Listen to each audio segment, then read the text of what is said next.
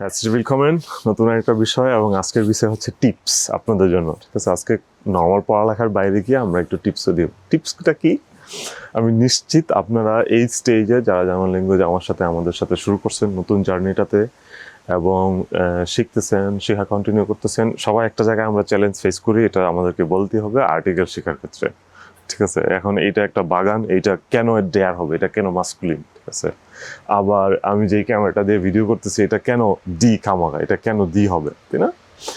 এটা জার্মান ভাষায় হচ্ছে সবচেয়ে বড় একটা চ্যালেঞ্জ সবার জন্যই। যারা বাই বর্ন এখানে শিখে তারা এটা অটোমেটিক শিখে যায়, বাট যারা পৃথিবীতে যারা সবাই German language as a foreign language শিখে তাদের কাছে এটা সবার কাছে challenge, like S U, like S to me, অন্যদের কাছে। ওকে, এখন আসি, কিছু না কিছু তো বিষয় আছে, কিছু না কিছু তো রুলস আছে যেটা আমি শব্দটা দেখে মোটামুটি বুঝতে পারি যে এটা কোন আর্টিকেল হবে। 100% সম্ভব না, প্রচুর ব্যতিক্রম আছে।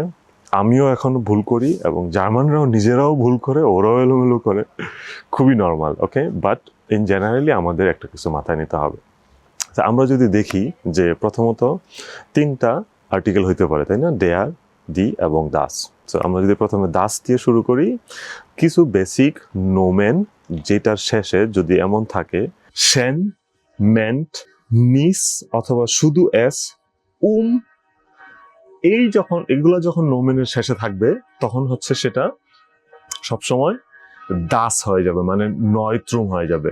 ওকে, আমি যখন দেখবো কোনো নোমেনের শেষে এরকম শেন, মেন্ট, অথবা উস আছে, তার মানেই হচ্ছে এটা অটোমেটিকলি নোমেন দাস অথবা নয়ত্রুম হিসাবে ক্যাটাগরি আমি নিতে পারি।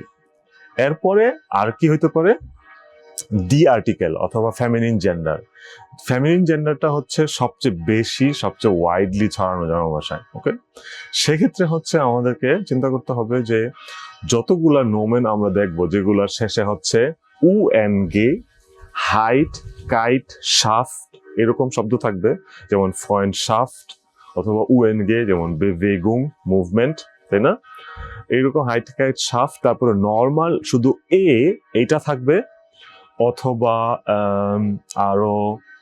আরো কি হইতে পারে? হাইট সিয়ন হইতে পারে, টে ই উ এন। এই ধরনের এন্ডুং যখন থাকবে নোমেনের শেষে তখন সেটা সবসময় ডি অথবা ফেমিনিন জেন্ডারের ক্যাটাগরিতে। আপনি চোখ বন্ধ করে সামনে ডি বসা যেতে পারেন। তাহলে আর বাকি থাকে কি? বাকি থাকে হচ্ছে মাস্কুলিন অথবা ডেয়ার।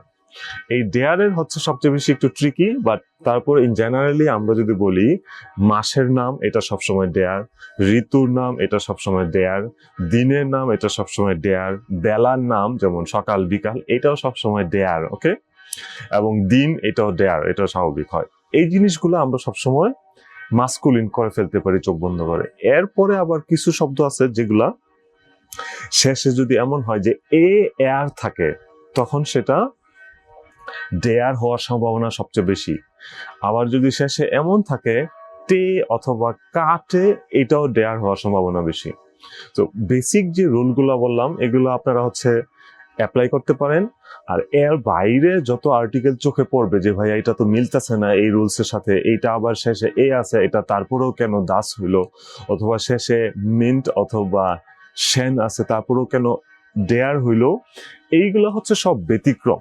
ওকে, তো আমরা আর্টিকেল শেখার ক্ষেত্রে এই বেসিক রুলস গুলো খেয়াল করলে অনেকগুলা নোমেন আপনার এই আওতায় চলে আসবে, বাট সবগুলা না। সো আমাদেরকে হচ্ছে তাইলে কি করতে হবে? সবসময় ওই চিন্তাটা মাথায় রাখতে হবে, সঠিক আর্টিকেলটা শিখা। ওকে, তো এগুলো হচ্ছে কিছু টিপস ছিল আমরা কিভাবে সহজভাবে আর্টিকেল গুলো মাথায় নিতে পারি, আর্টিকেল গুলো শিখবো।